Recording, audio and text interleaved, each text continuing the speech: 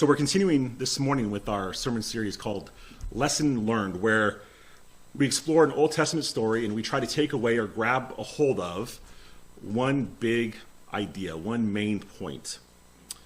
So what I want to do this morning is I want to start out by talking about providence, the providence of God or divine providence. Anybody ever heard those terms before? Providence of God, divine providence. So as we start, let me give us a working definition of providence, just to get us in the right space here. Providence is God preserving, directing, and governing all of creation to the end for which he has created it. That's providence. And sometimes we use the sovereignty of God and the providence of God interchangeably, as if they're the same thing. And they kind of are, but at their core, they're actually pretty different. When we say God is sovereign, we're talking about an attribute of God, who he is. Sovereign speaks to the fact that he has the right and the authority to rule and to reign. That's who he is. But when we speak of the providence of God, what we're speaking about, what we're talking about, is how God acts. How God acts in history, and he manifests and displays his sovereignty. So they are similar, but they're different. God, as you know, is a God of purpose. He's a God of purpose. He has not called everything into being and created everything only to then leave it to kind of fend for itself. The sovereign God of the universe, he not only creates everything, but he also sustains everything. He directs everything. All of history, all people, all places, all events, all of history are his story. And so while there's no denying the sovereign providence of God, that God moves and directs and ordains everything, we also can't make the mistake of denying that he uses secondary causes. Secondary causes, things like me and you, the actions of people and events. Those things are how he brings about what he ordains. So we cannot deny secondary causes, and we also can't make the mistake of thinking that God's providence somehow infringes upon or does away with the liberty of his creation. And so somehow we have to hold those in tandem. And so let me give you just a small example about how the providence of God works with secondary causes, the events and people, to bring about what he purposes. Okay, so I hope this is helpful as we try to get this idea of providence nailed down. So this is from the life of the great evangelist George Mueller. And some of you might have heard this story before because it's a pretty popular story, and it's usually told in order to demonstrate the power of faith and prayer. But I think that it also does a good job of demonstrating God's providence. George Mueller, he was a great evangelist, and he had a heart for orphans. And he provided for many orphans through his orphanages in Bristol, England. And one day, as the orphans are lined up to receive their breakfast, George Mueller does as he always did, which was he prayed and gave thanks for the food that they were about ready to eat. The problem was, George Mueller knew very well that there was no food. The cupboards were bare. They had nothing to feed the kids. And yet he prayed and gave thanks anyways. Well, right at that moment, there's a knock at the orphanage door, and he goes and he answers the door, and standing there is a baker. And the baker says, I don't know what it means, but last night I had a dream to bring bread to the orphanage, so I brought enough bread for the rest of the week. And at just that moment, there was no trucks back then, so it was a milk carriage, like a cart. It comes around the corner, and all of a sudden the wheel snaps, and it's sitting out in front of the orphanage. And the milkman's standing there looking at it, and he comes up to the baker and to George Mueller, and he says, excuse me, I've obviously broken down here, and it's going to take a long time for me to fix that. Is there any way you could use this milk, because it's going to spoil before I can get going again? So then the question is, in this whole little story here, the question is, was it George Mueller's faith and prayer that brought about this bounty? Or was it some strange dream that the baker had that brought the bread? Or was it simply coincidence that the milk truck broke down outside, the milk carriage broke down outside, and the milkman offered up the milk that was going to spoil? Or is this just all of God's doing? Well, there's a simple answer to all those questions. The answer is yes. Yes. Yes, George Mueller had great faith, and he demonstrated that faith. He acted upon that faith through prayer. Yes, the baker, he had this weird dream, and he responded accordingly to the dream. And yes, the milk carriage just happened to coincidentally break down right outside, and the milkman acted upon that by offering up the milk that was going to spoil. And yes, this is all from God, because this is the providence of God. This is the providence of God. God working through George Mueller. God working through the baker. God working through the milk carriage and the milkman. It's all the providence of God. And in many ways, we have this idea of the providence of God summarized in a verse for us. In Proverbs 16:9, it says this: "The heart of man plans his ways, but the Lord establishes or directs his steps." What we have, brothers and sisters, is God working in people and in events to bring about what he purposes, what he wills, what he desires. That is providence. And I like to sometimes refer to these acts of providence as divine appointments. Anybody ever heard of that term before? Divine appointments. Have you ever been somewhere where something happened or something took place and you saw the hand of God upon it? There was no denying that this was mere coincidence, but this was a divine appointment. Bill was telling me a story a couple weeks ago about their trip to California, and there was divine appointment after divine appointment. There was no mistaking it. I pray that we could all look at our lives and see these moments of God's providence. So today what we're going to do, this is the agenda. We're going to look at Esther 4, verses 1 through 17, and we are going to behold the providence of God in this story, as God places people right where he would have them to bring about his perfect purposes. And so our big idea for the day, the thing that we want to grab a hold of, is simply this: that the providence of God places people exactly where they need to be in order to act on behalf of the kingdom, of his kingdom. So my prayer for us today is that as we come to understand and kind of give ourselves over to this great truth here, that we would, one, be encouraged by it, and two, that we would also be prepared to act on behalf of the kingdom right where God has us, because he has you here for a reason. So on the back of your bulletin, you'll see the outline there. The verses 1 through 5 are distress. Verses 6 through 14 are dilemma. And verses 15 through 17 are decision. And so that's going to be kind of how we tackle this text this morning. So let's start first here at distress. In verses 1 through 5, we're going to start with verses 1 through 2. It says this: "When Mordecai learned all that had been done, Mordecai tore his clothes and put on sackcloth and ashes, and went out into the midst of the city. And he cried out with a loud and bitter cry. He went up to the entrance of the king's gate, for no one was allowed to enter the king's gate clothed in sackcloth." So what we have here is a man named Mordecai who is obviously in deep, deep distress. We have him tearing his clothes and putting on sackcloth and ashes. The tearing of your clothes, that was a sign of intense grief and pain.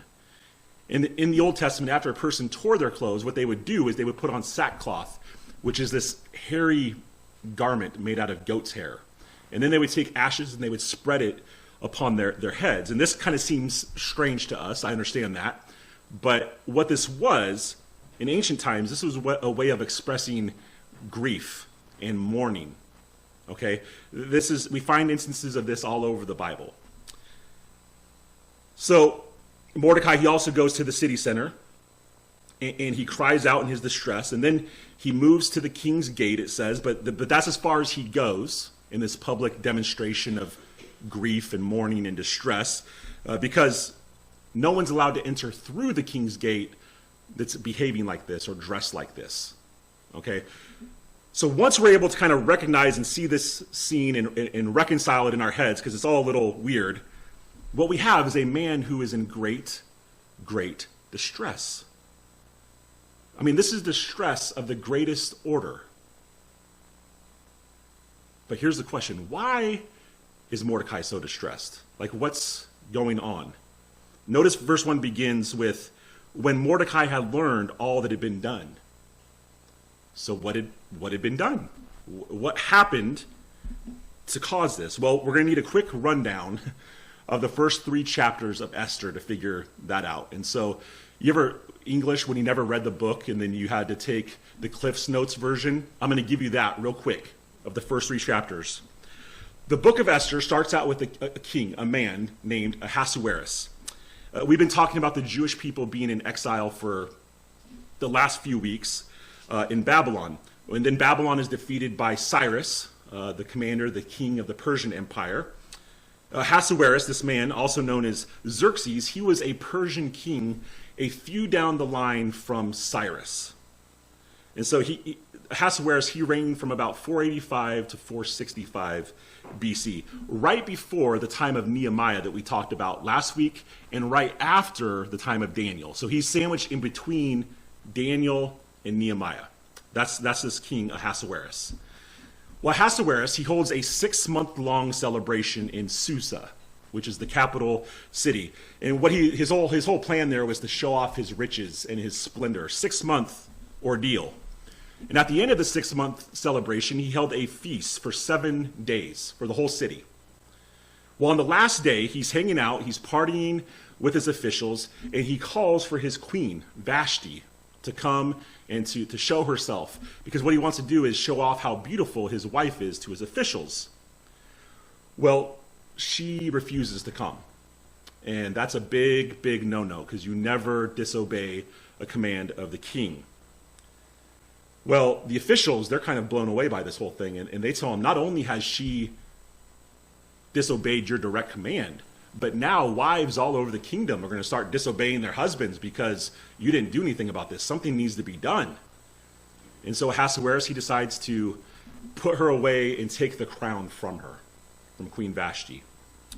Well, in order to find a new queen, all of the beautiful young virgins of the kingdom are brought to the palace, where there's this year-long preparation process that happens. And there's this Jewish girl named Esther, and she stands out among all of these women, and Ahasuerus, he picks her to be his new queen. Well, Esther has an older cousin whose name is Mordecai, the same Mordecai that we see here in deep, deep distress, right? Mordecai, he's her cousin, but he's also her adopted father, because when she was very young, her parents had died, and we're told in Esther that he raised her as his daughter. Well, he tells Esther, when she becomes queen, don't let anybody know that you're a Jew, okay? And so during this time, Mordecai, he works in some fashion, I'm not really sure, can't figure it out. He works at the king's gate, right at the entrance to the palace. And he overhears 2 of the king's eunuchs, or 2 of his servants, the king's servants, plotting to assassinate Ahasuerus.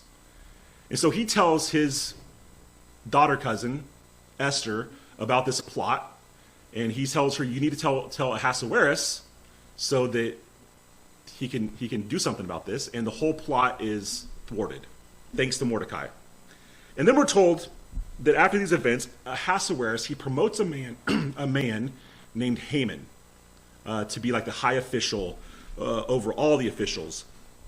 And Haman, he doesn't like this guy named Mordecai that works at the king's gate, because every time Haman walks by the king's gate, everybody bows down to him.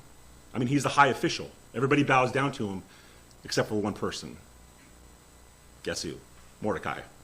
Mordecai does not bow down, and this is a great show of disrespect towards Haman, and it greatly bothers Haman. Now, Haman, he knew that Mordecai was a Jew. And so what he does is he schemes, and he goes and tells Ahasuerus, the king, he says, listen, you have a people in your kingdom, and they have their own laws. They do what their own laws say, and they don't listen to the king's laws. And they are very, very dangerous. and you need to be watching out for them. And so Haman tells the king, listen, if you sign a decree, if you sign a document that says that these people will be annihilated and just obliterated, I will give 10,000 talents of silver into the king's treasury, which is about 7,500 pounds of silver, I looked up, by the way. So Ahasuerus, unaware that his queen is a Jew, he says, yeah, let's do it. And he even gives Haman his signet ring in order to seal the document, which makes it official law. So there was a specific day, follow me now, there was a specific day chosen later in the year where all of the Jews were going to be destroyed. And so come back to our story. This is the cause of Mordecai's distress. This is the reason that he was so grieved and that he was mourning, was because he and his people, they've been sentenced to die. They're going to die. And it wasn't just Mordecai who was in great distress. Look at verse 3. It says, in every province, wherever the king's command and his decree reached, there was great mourning among the Jews, with fasting and weeping and lamenting, and many of them lay in sackcloth and ashes. All of the Jews were in distress. All of them were in danger. And I have to believe that this is an instance where their mourning and their weeping, it wasn't only individualistic, but it was also corporate. Each individual was distraught not only at their own impending death, but the idea that they as a people, as the Jewish people, were going to be annihilated. I get the sense of a corporate mourning here, not just individuals. And as I was reading this, I think this is a good reminder for us as the church, too. The universal church is made up of individuals, but we are also a single body. And as a member of this body, the body of Christ, our attention and our concern is not to be isolated only to ourselves, or even to our own families, or even to just this little church here in Williams. As a member of the body, our concern, it should extend to the church as a whole, the universal church. Christians, we exist not as individuals, but corporately. And so we must consider, we must care for, we must have a sense of responsibility toward the whole church, the universal church, not just ourselves. And so continuing on with this idea of distress, let's look now at Esther's distress, because Esther's distress as well.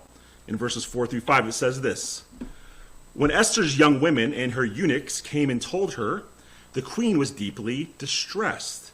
She sent garments to clothe Mordecai, so that he might take off his sackcloth, but he would not accept them. Then Esther called for Hathach, one of the king's eunuchs, who had been appointed to attend her, and ordered him to go to Mordecai to learn what this was and why it was. Well, it's obvious here that as the queen, Esther here, she must be pretty isolated in the palace, because she has no idea what's going on. But she gets word that her adopted father Mordecai, that he's in great mourning for some reason. So what she does is she sends him clothes to put on and to take off that sackcloth and to put on these new clothes.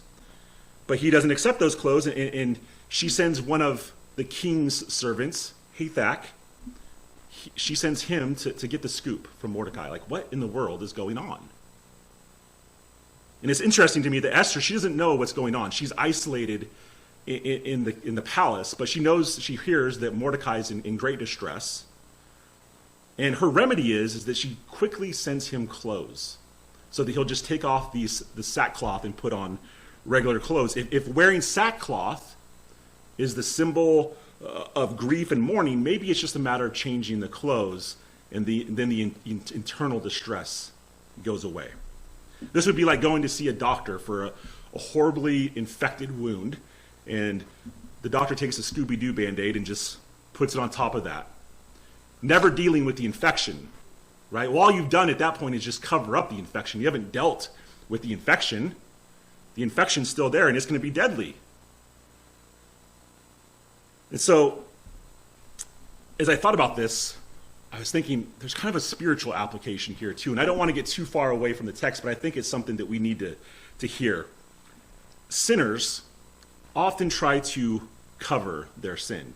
We think that if no one sees it, we'll be okay. Everything will be fine. And sometimes what we do is we try to do more good things thinking that that will cover up the sin that we have in our lives. I may treat those around me poorly, and I may have fits of anger, but I give money to the homeless, so I'm okay. Or, yeah, I cheat on my wife. I don't cheat on you. But I cheat on my wife, but I go to church every Sunday, so I'm okay. I'm good. I'm a good guy. But here's the thing. The remedy to sin, it's not a change of clothes. It's not a covering of sin. It's a change of heart. It's a change of heart, and this change of heart, it's only possible, period, when we are born again of the Spirit of God. And the Spirit of God quickens us to our own sin and our need for righteousness that's outside of ourselves. Now that I'm thinking about it here, maybe it is a change of clothes. Because I'm sitting here thinking, what did Isaiah call the good things that we try to do to cover up our sin? He called it filthy rags, dirty rags. So maybe it does have to do with clothes. What we need to do is take off the dirty rags of our good works that we think are covering the sin, and we need to put on the righteousness of Jesus Christ. That's the only thing that we can be clothed in that will truly cover our sin. But you see what I'm saying here? Esther, she tries to just cover up the problem by giving him some new clothes. Okay, sorry about that. What we have in this first section here is distress, grief, mourning. Mordecai's distressed, the Jews are distressed, and Esther, she's distressed simply because Mordecai's distressed. Remember, she doesn't know the cause of this whole thing yet, right? She doesn't know what's going on. So we come now to dilemma in verses 6 through 14. Esther, she has sent Hathach to Mordecai to see what's going on, and this is what we read in verses 6 through 9. It says, Hathach went out to Mordecai in the open square of the city in front of the king's gate, and Mordecai told him all that had happened to him and the exact sum of money that Haman had promised to pay into the king's treasury for the destruction of the Jews. Mordecai also gave him a copy of the written decree issued in Susa for their destruction, that he might show it to Esther and explain it to her and command her to go to the king to beg his favor and plead with him on behalf of her people.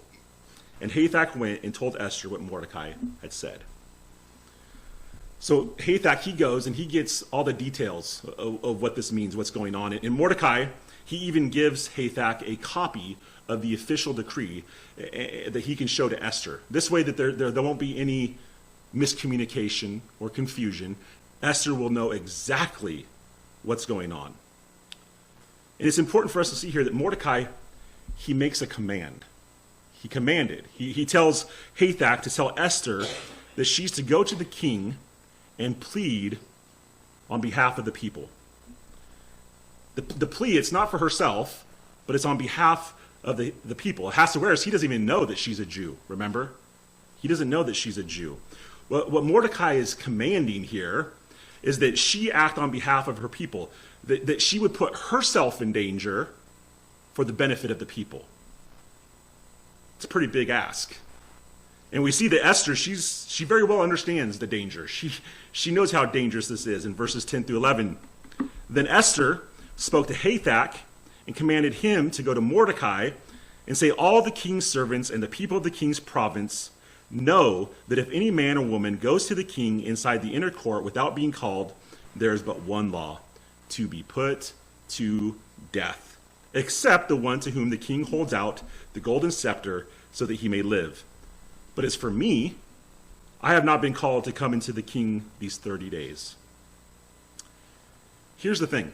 Not only would Esther be exposed as a Jew, which would be dangerous, but anyone who tries to come to see the king without being requested by him, well, they would be put to death. They would be killed on the spot. And one of the main reasons for this is the king's safety. Ahasuerus, as king, would be vulnerable to assassination attempts. And we've already seen one already, right? Mordecai already thwarted one earlier in our story here. And so the law of the kingdom was that no one came into the king's presence unless he invited him. If they did, they would be viewed as suspicious, they would be viewed as an assassin, and they would be put to death. If If you came into the inner court uninvited, you were taking your life into your hands. You would be killed unless, notice this, unless upon your arriving, the king held out his golden scepter to you, or his golden staff. In what seems to be very rare occasions, somebody could risk it and just hope that the king would extend his golden scepter to them. But Esther, she points out that the king hasn't called her for 30 days. He hasn't called for her in 30 days. She takes this to mean that she's not really at the top of Ahasuerus' 2C list. Kings, you understand, they had harems of women. And they would bring the women before them that they were currently infatuated with. And her point is, he hasn't called for me in 30 days. He's got other people that he's desiring to see. He doesn't want to see me. If I go before him, I will die. She feels like this is going to be a death sentence. And so here we begin to see the dilemma. The Jewish people, they are in danger, and Queen Esther is the logical person to turn to in this situation because she has direct access to the king.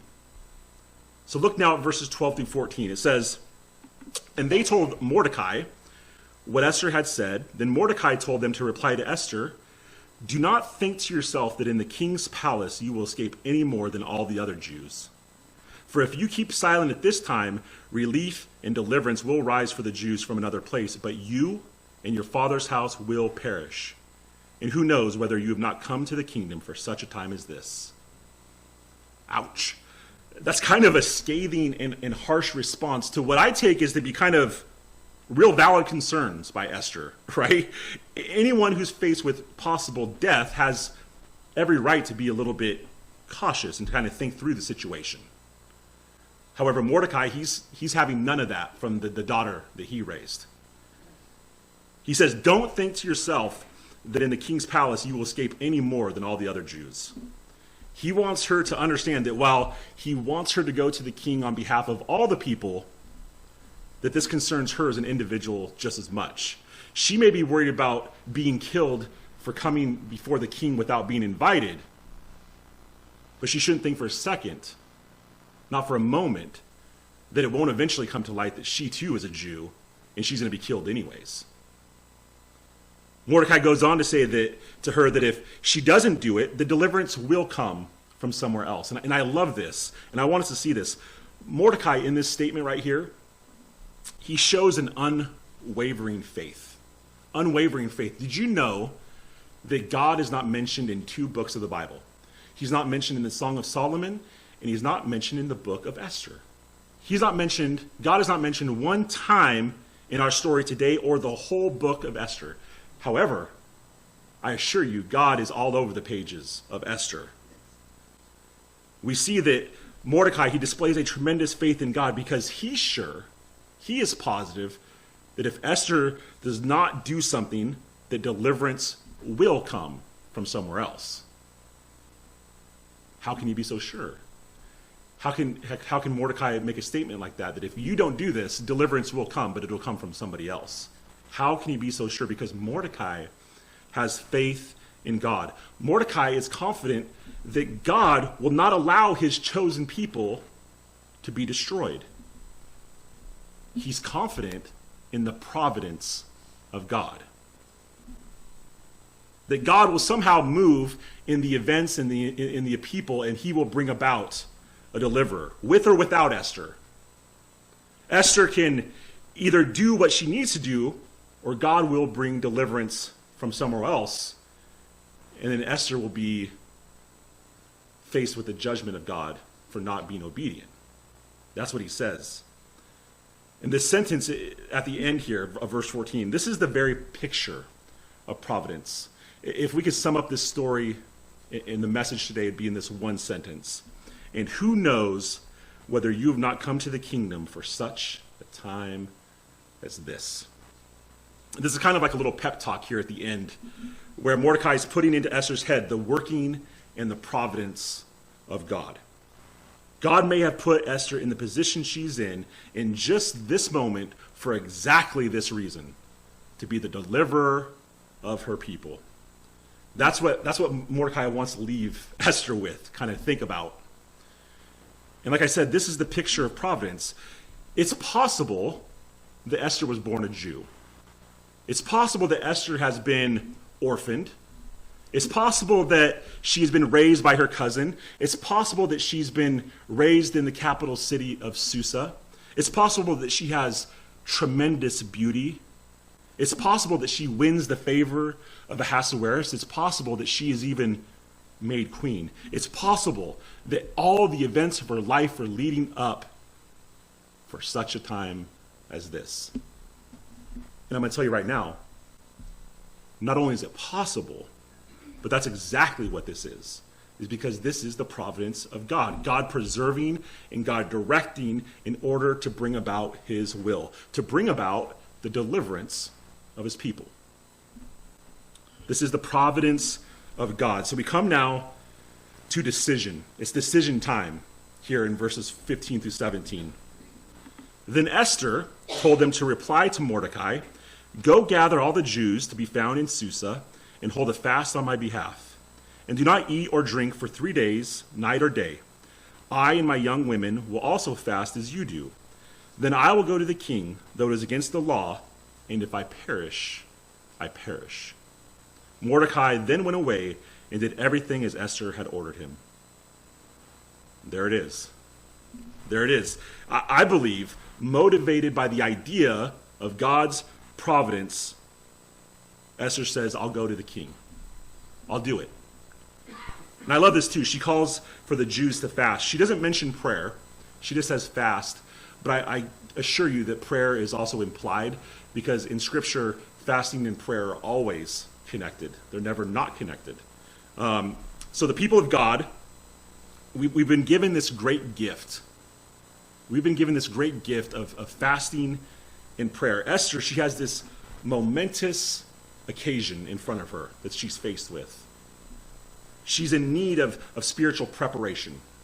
She's in need of spiritual guidance. She's in need of spiritual encouragement. And the first thing she does, and what she has the people do, is turn to God through fasting and prayer.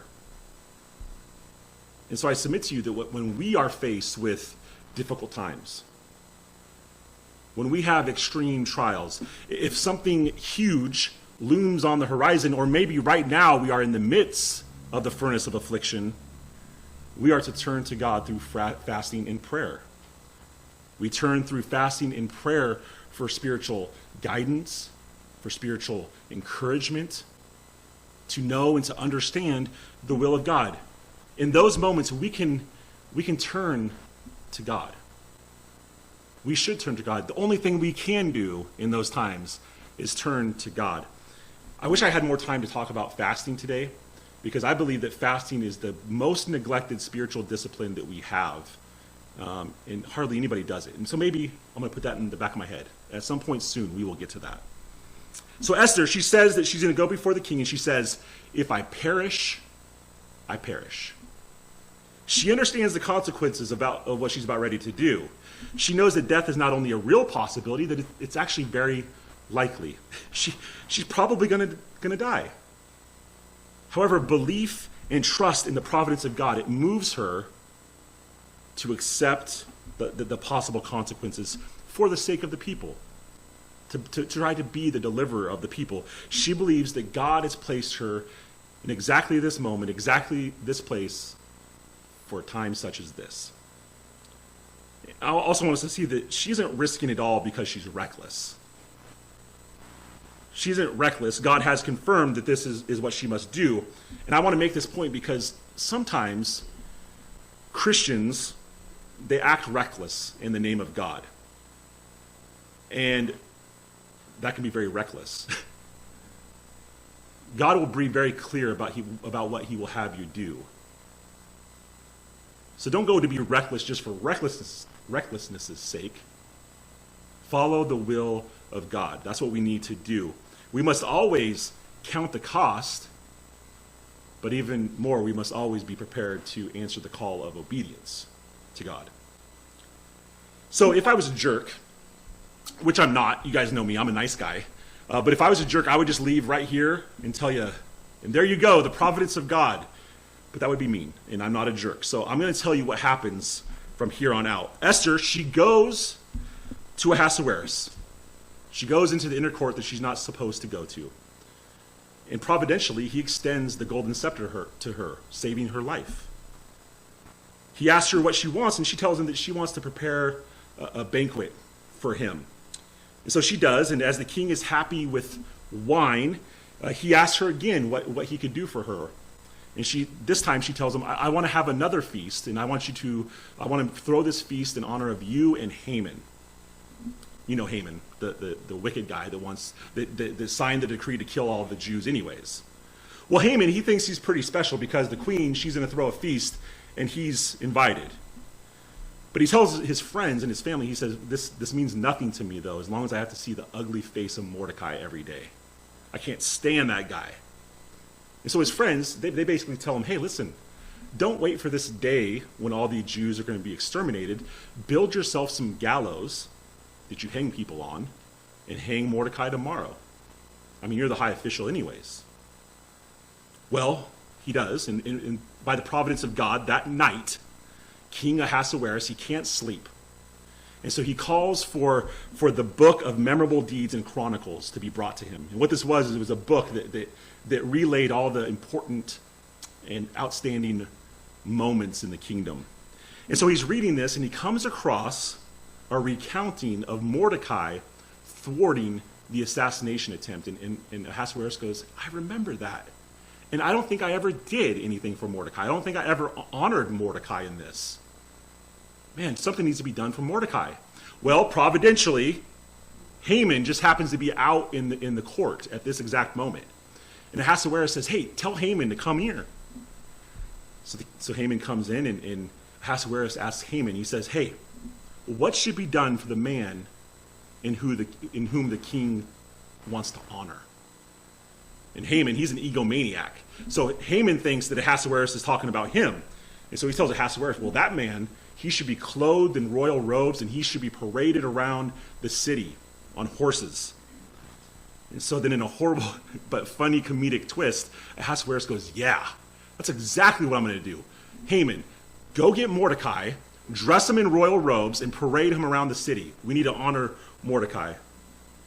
And so Haman does, and you can just imagine how mad Haman is that he has to do this. Well, eventually Haman and Ahasuerus, they're at the feast that Esther has prepared. And on the second day of this feast, Ahasuerus, he's blown away, so happy, so delighted. He says to Esther, he says, what can I do for you? One wish, I will do whatever you want, up to the third of the kingdom. What do you want? And she says, well, my people and I, we have been destined to die, to be destroyed by this evil and wicked man. And Ahasuerus says, who?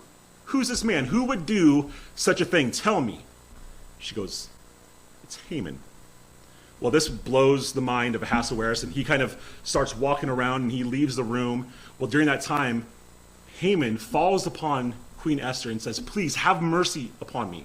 Providentially, just at that moment, Ahasuerus comes in and sees Haman on top of Esther and thinks that he's assaulting her. Well, that's it. Long story short, Ahasuerus has Haman hung on the very gallows that he had made to hang Mordecai. Esther, she's given the house of Haman. Esther then puts Mordecai as the head over the house of Mordecai. And Esther convinces Ahasuerus to not exterminate the Jews. This whole story, if you haven't noticed, from beginning to end, is the providence of God. God preserving, God directing, and God governing people and events to bring about his great purposes. To bring about the elevation of Esther, to bring about the elevation of Mordecai, and to bring about the deliverance of his people. This is the providence of God on full display in one story. It's the providence of God. And so this is what I want to leave you with today. The providence of God. It places people exactly where they need to be in order to act on behalf of the kingdom. And here it is, brothers and sisters. That extends to little ol' you. You can be assured that God has you right where he wants you to act for for his kingdom. The things that you go through, they're not happenstance. They're not coincidence. They are the providence of God preparing you. The trials and the difficulties that you're confronted with, those are God's providence meant to grow you. Each menial task that you do day in and day out, that is God providentially directing and leading you. And I pray that you would see the providence of God in these ways, in your life, that you would see these. And what I pray is that you would be encouraged by it. You would be encouraged by it because whatever the providence of God has in store for you, I assure you that it's good. It may not feel like it may not seem like it at the time, but I promise you it's good. And why can I make that promise? Because God makes that promise. God says in Romans 8:28, he says, "And we know that for those who love God, all things work together for good, for those who are called according to his purpose." All things work together for good. Be encouraged by that. God has called you for a purpose, and the purpose is good. You can be confident of that. You can take that to the bank. The great commentator, Matthew Henry, he writes about this. He says, either directly or indirectly, every providence has a tendency to the spiritual good of those who love God. Everything has a tendency towards spiritual good for those who love God. So I pray that the providence of God, it would encourage you, but it wouldn't only just encourage you, but that it would also motivate you to be an ambassador for Jesus Christ and his kingdom. God has placed each of us here in this moment, in this place, to act on behalf of his kingdom. The Great Commission, Matthew 28, verses 19 to 20. These are our marching orders. It says, "Go therefore and make disciples of all nations, baptizing them in the name of the Father and of the Son and of the Holy Spirit, teaching them to observe all that I have commanded you. And behold, I am with you always to the end of the age." The providence of God, it's working in many ways in your life, many different ways in your life. But I truly, sincerely believe that one reason, one way that he has each of us here right now at Williams Community Bible Church is to work for his kingdom. You are here for a time such as this, to reach out to the community of Williams, the people of Williams, to reach out to the people in the community of the Applegate Valley with the good news of the gospel. Because after all, it's the gospel. We understand this. It's the gospel to which all of the providence of God leads. If he's governing everything to the purposes for which he created it, the purpose is the gospel. It's in the gospel that providence finds its end. The whole of the Bible is a display of God's providence from front to back as he moves through history, human history. He created all of creation and people. His creation has rebelled against him. They have become separated from him because of sin. Yet he is gracious and merciful and loving and faithful, and he provides salvation through the sacrificial death of his Son, Jesus Christ, God made flesh. And all who repent of their sin and trust in Jesus for their righteousness will be saved. They will be saved, and they will spend all eternity in the presence of God in the new heavens and the new earth. That's the end of it all. The true and final deliverer of God's people is not Esther, it's Jesus Christ. God has a purpose, and that is the reconciliation of his creation through Jesus Christ. In all of human history, every single event of human history is directed and pointed to that. A Puritan pastor named Stephen Charnock, he said it really well in just a few words. He says, "Providence is crowned by the end of it." The end of this all, the end of all of it is the gospel. It's the glory of God and the glorification of his people. Everything moves to that end. So what I want us to do is let's leave here today encouraged and comforted by the truth of God's providence. Let's leave here understanding that like Esther, that God has you right where he wants you. He has you right where he wants you for the sake of his people and for the sake of his kingdom. And like Esther, we must be prepared to act for God. We must be prepared to say alongside Esther, if I perish, I perish. Let's pray.